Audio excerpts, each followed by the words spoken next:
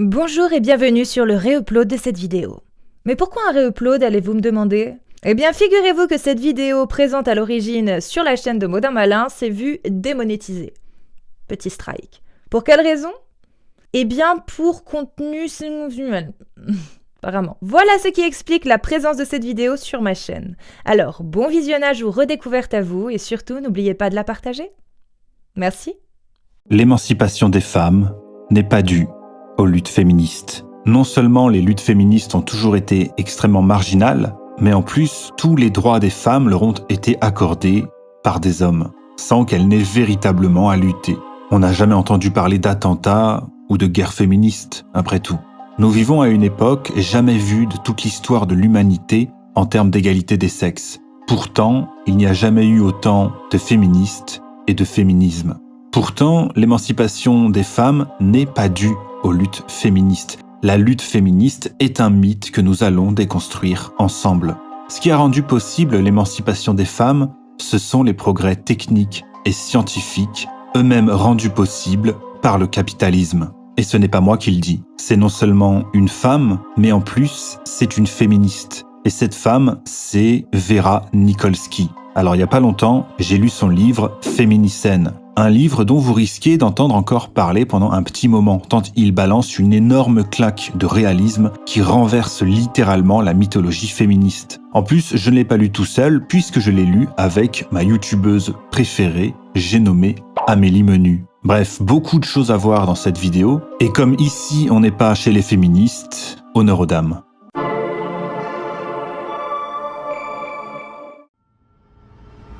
Bonjour à tous et merci Modin pour l'invitation.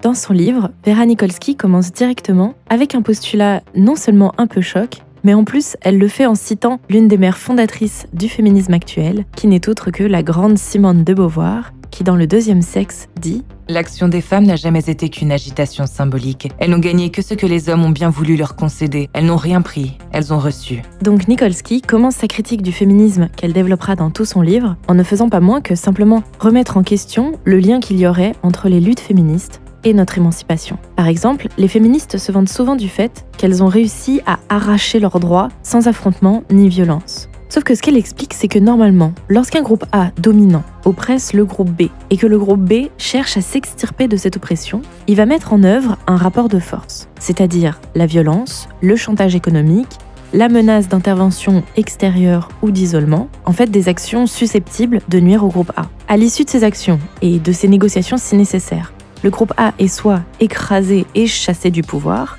soit il fait des concessions.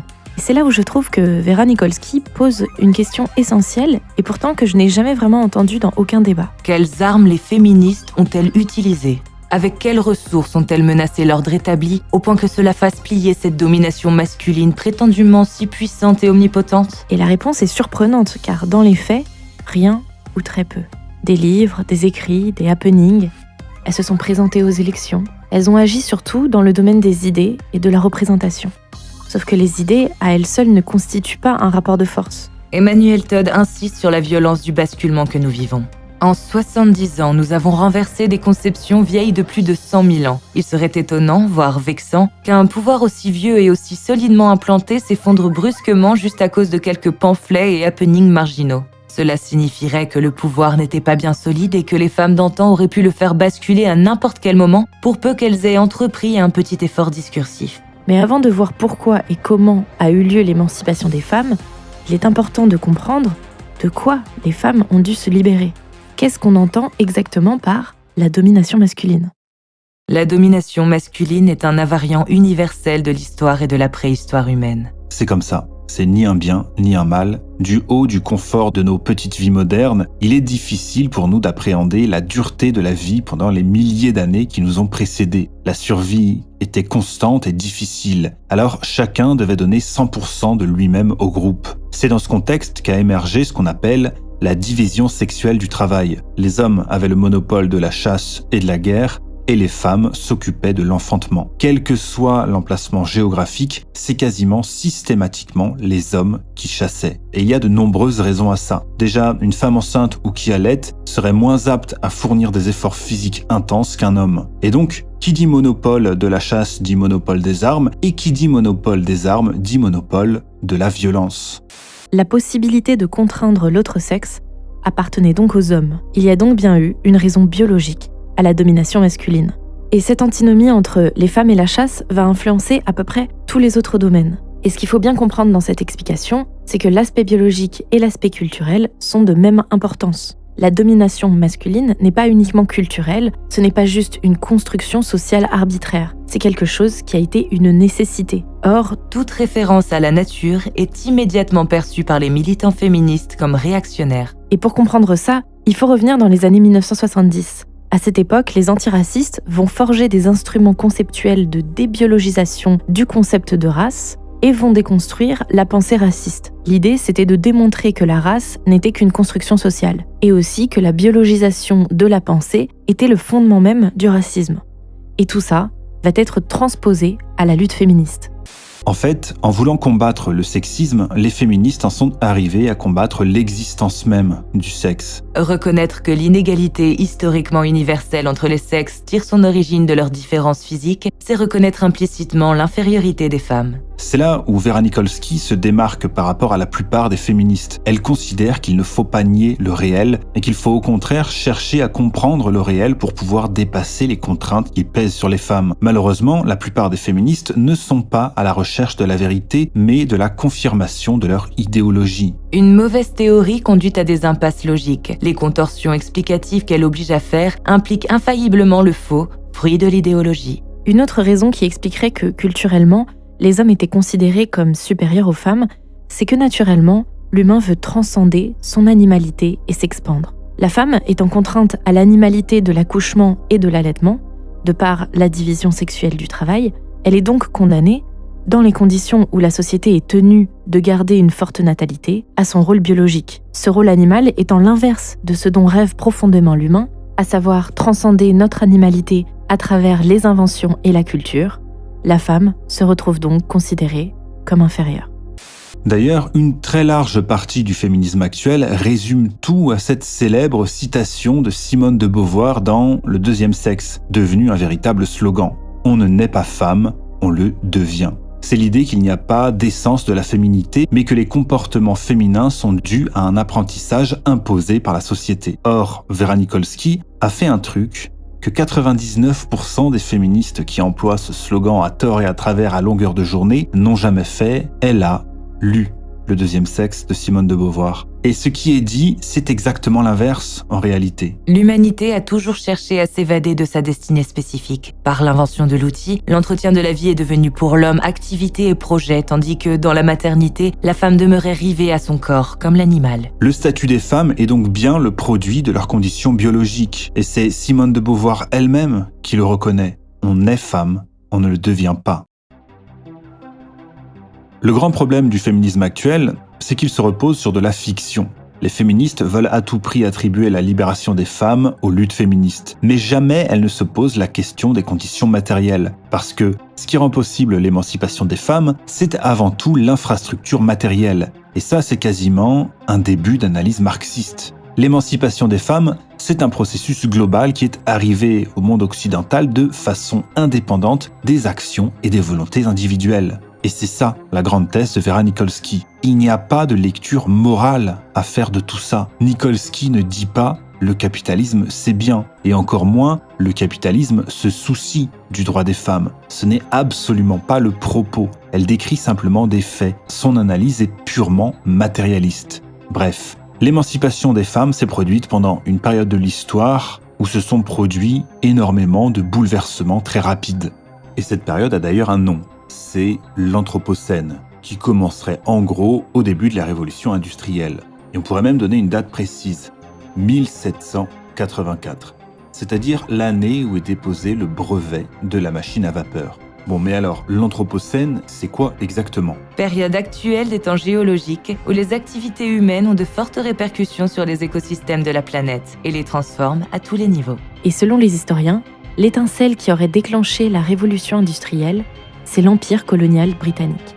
Avec la généralisation des énergies fossiles, on assiste à une explosion de la productivité. C'est une transformation totale des conditions de vie des êtres humains. C'est du jamais vu dans l'histoire de l'humanité. Pour vous donner un ordre d'idée, grâce aux énergies fossiles, l'espèce humaine est passée de 1 milliard d'individus en 1800 à 8 milliards en 2022. Selon Jean-Marc Jancovici, notre consommation moderne d'énergie met à notre disposition l'équivalent de plus de 400 esclaves par Français. Et cette métaphore de l'esclave énergétique est vraiment très utile pour comprendre à quel point nous vivons dans un monde radicalement différent. Cette révolution énergétique a donc permis l'âge du capital, qui a permis une augmentation considérable de la richesse accumulée, tant privée que publique. Mais cette richesse fait tellement partie de nos vies que nous ne la remarquons même plus. Prendre un bain chaud, préparer un repas en quelques secondes, faire des dizaines de kilomètres en quelques minutes, se soigner en avalant un comprimé, tout ça, c'est notre quotidien.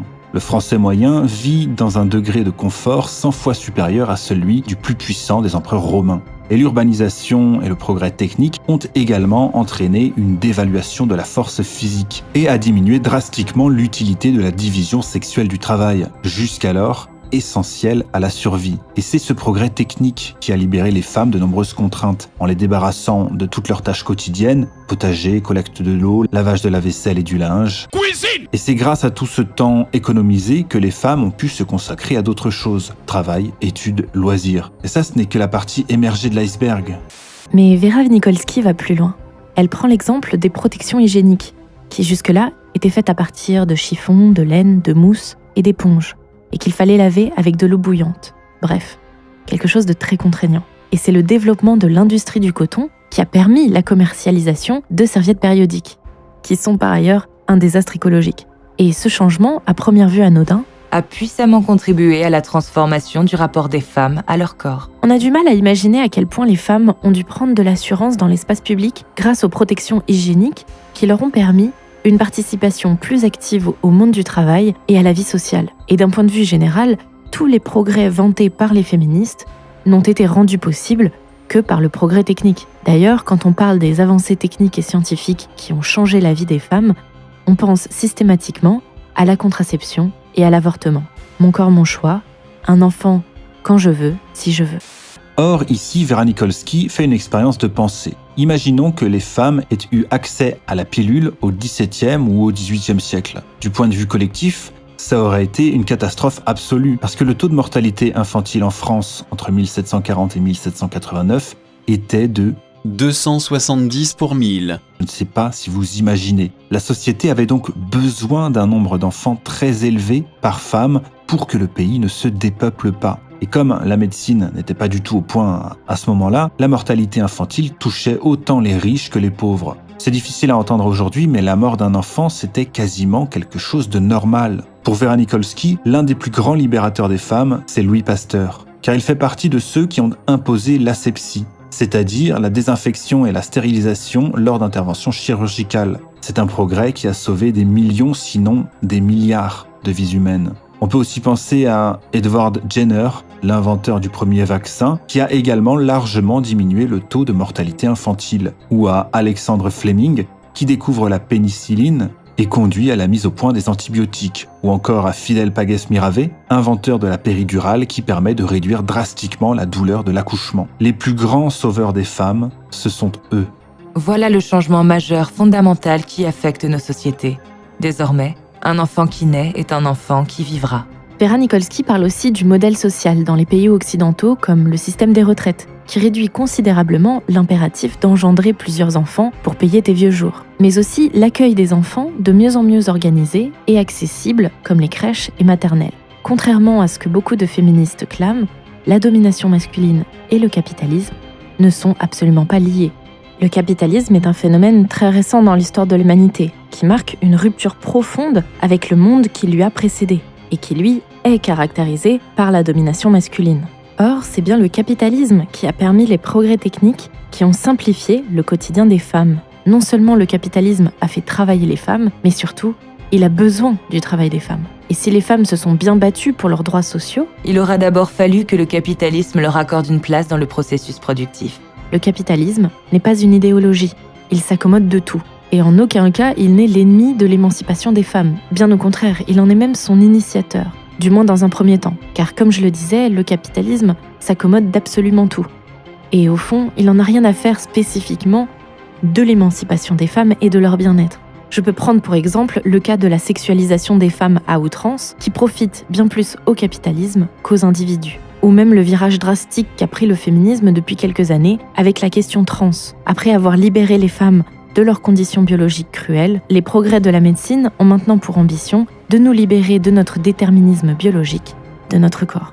Et bien que cela ne soit pas encore réellement réalisable, le féminisme actuel, finalement dicté par le capitalisme et le progrès, est contraint de suivre le mouvement sans possibilité de contre-attaque. Et les féministes radicales le voient bien. Lorsque le féminisme n'est plus vraiment à propos du bien-être des femmes, elles ont beau crier à tue-tête cette vérité évidente, elles n'ont, comme depuis toujours, aucune arme réelle avec laquelle négocier. Une autre chose intéressante que remarque Vera Nikolsky, c'est que si les gender studies évoquent bien les mutations économiques et politiques pour analyser l'émancipation des femmes, les transformations technologiques sont totalement passées à la trappe. La seule innovation qui soit mentionnée, c'est le droit à la pilule. Et ça, c'est très révélateur d'ailleurs. Ce n'est pas la pilule, mais le droit à la pilule. C'est révélateur d'un féminisme qu'elle appelle un féminisme hors sol. C'est un féminisme qui a besoin de créer une fiction héroïque, de dire que ce sont les femmes qui se sont battues pour obtenir ces droits et qui évite à tout prix de dire que ces droits, elles les ont obtenus grâce à des progrès matériels. C'est l'industrialisation qui permet l'émancipation des femmes et c'est vérifiable presque partout. L'exception la plus importante à cette règle, ce sont les pays musulmans qui restent extrêmement conservateurs et où l'amélioration du statut des femmes reste très limitée malgré les progrès techniques.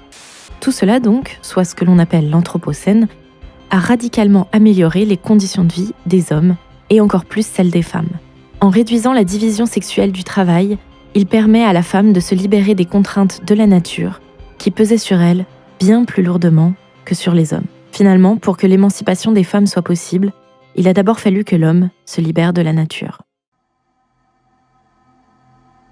Nous vivons donc aujourd'hui dans ce que Nikolsky appelle le féminicène, une période encore jamais atteinte d'égalité entre les hommes et les femmes, une égalité rendue possible par le progrès technique. Mais nous vivons surtout à une époque qui a tout oublié du passé, qui a oublié à quel point les conditions de vie de nos ancêtres étaient difficiles et à quel point nous vivons dans un monde de confort dont les générations passées n'ont même pas osé rêver. Et toute la question, c'est de savoir si le statut des femmes actuel est une évolution pérenne ou bien si ce n'est qu'une parenthèse. Imaginons un effondrement, un peu comme dans le roman Ravage de Barjavel, dans lequel une immense panne finit par causer l'effondrement brutal de la civilisation. Imaginez qu'un jour, les ressources viennent à manquer, que l'on n'ait plus nos esclaves énergétiques. Qu'adviendrait-il du statut des femmes dans la société ? Dans ce roman de Barjavel, on assiste au retour du patriarcat, et la situation des femmes se dégrade très rapidement. C'est un thème que l'on retrouve aussi dans le roman La Servante écarlate de Margaret Atwood, qui a conscience que les droits des femmes ne sont pas acquis une bonne fois pour toutes. La condition des femmes est extrêmement fragile. Or, les féministes ne s'intéressent que très peu ou très superficiellement à ces questions. Alors, on l'a vu, le progrès de la condition des femmes ne dépend pas du combat des féministes. Il dépend quasi entièrement des conditions matérielles qui rendent ces progrès possibles. La question maintenant pour les féministes réalistes, c'est que faire pour conserver ces progrès ? Et donc, si Nikolsky considère que les luttes féministes ont toujours été inutiles en ce qui concerne l'amélioration du droit des femmes, elle considère en revanche que c'est bien par le combat féministe que ces droits, ces progrès pourront être conservés. Ce qui est fragile, ce ne sont pas les droits et les libertés des femmes, ce sont les conditions matérielles qui rendent ces droits et ces libertés possibles. En fait, le plus grand danger pour les femmes, c'est ce refus d'accepter cette réalité. L'amélioration de leurs conditions est avant tout due à des conditions matérielles. Mais les féministes préfèrent se complaire dans une mythologie héroïque en se disant que leur mère et leur grand-mère se sont battues pour leurs droits. Ce qui est d'ailleurs dans 99% des cas absolument faux. René Barjavel, en 1982, a qualifié Louis Pasteur de plus grand malfaiteur de la Terre, parce qu'avec la vaccination, il a sauvé des millions, si ce n'est des milliards de vies. Et il s'est donc rendu responsable de l'explosion démographique. Une idée plutôt paradoxale donc, mais le truc c'est que les conséquences de ça, c'est l'Anthropocène, la destruction du système Terre, pour citer Nikolsky. Ainsi, le progrès a certes permis de sortir l'être humain de son animalité, mais au prix de nouvelles contraintes et de nouveaux problèmes. La nature, provisoirement dominée, risque désormais de nous revenir en pleine face, menaçant tout l'édifice civilisationnel. Si l'humanité devait subir une catastrophe écologique, les droits des femmes n'y survivraient probablement pas. Un effondrement signifierait la chute de notre modèle agricole et donc des famines, mais également une chute drastique de l'espérance de vie à cause notamment de la raréfaction des soins médicaux, ce qui entraînerait, par réaction en chaîne, une chute des naissances. Selon les chiffres de Nikolsky, l'humanité pourrait passer de 8 milliards à 4 à la fin du XXIe siècle. L'humanité serait alors forcée de renouer avec son animalité. En fin de compte, Vera Nikolsky, c'est l'anti-Sandrine Rousseau, qu'on aime bien au fond, parce qu'elle nous fait rire. Mais pour notre Sandrine nationale, la décroissance contribuerait à libérer les femmes. Et ça, c'est absurde. Et Vera, elle remet les points sur les Nikolsky, en expliquant que si décroissance il y a, effondrement du statut de la femme il y aura. Jusqu'à la révolution industrielle, l'humanité a toujours vécu comme Sandrine Rousseau rêve qu'elle vive, c'est-à-dire de façon parfaitement écologique, mais au prix de beaucoup de souffrance et de la domination masculine. Quand les féministes luttent contre le capitalisme, elles scient littéralement la branche sur laquelle elles sont très confortablement assises. Voilà le message de Vera Nikolsky, qui, je le rappelle, parle en tant que femme, que féministe, mais aussi en tant que mère, qui s'inquiète pour l'avenir de ses filles.